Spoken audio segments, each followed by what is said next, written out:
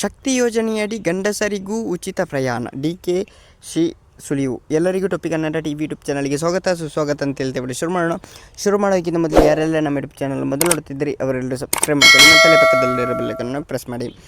ಶಕ್ತಿ ಯೋಜನೆಯಡಿ ವಯೋಮಿತಿಗೊಳಪಡಿಸಿ ಗಂಡು ಮಕ್ಕಳಿಗೆ ರಾಜ್ಯ ಸಾರಿಗೆ ಬಸ್ಗಳಲ್ಲಿ ಉಚಿತ ಸಂಚಾರಕ್ಕೆ ಅವಕಾಶ ನೀಡುವ ಬಗ್ಗೆ ಸರ್ಕಾರದಲ್ಲಿ ಚರ್ಚಿಸಿ ಮುಂದೆ ಕ್ರಮ ವಹಿಸಲಾಗುವುದು ಎಂದು ಉಪಮುಖ್ಯಮಂತ್ರಿ ಡಿ.ಕೆ. ಶಿವಕುಮಾರ್ ಭರವಸೆ ನೀಡಿದ್ದಾರೆ.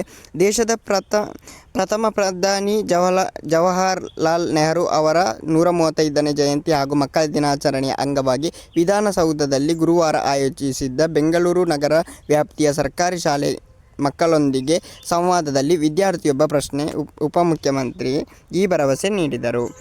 ನೋಡೋಣ ಏನಂತ.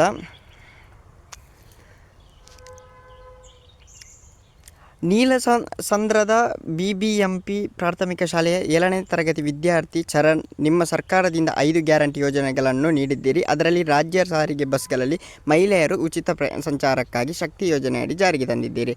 ಇದರಿಂದ ನಮ್ಮ ಅಮ್ಮ, ಅಕ್ಕ, ತಂಗಿಯರು, ಸ್ನೇಹಿತೆಯರಿಗೂ ಅನುಕೂಲ ಆಗುತ್ತಿದೆ. ಗಂಡು ಮಕ್ಕಳಿಗಾಗಿ ಯಾವುದೇ ಯೋಜನೆ ಇಲ್ಲವೇ ಎಂದು ಕೇಳಿದರು.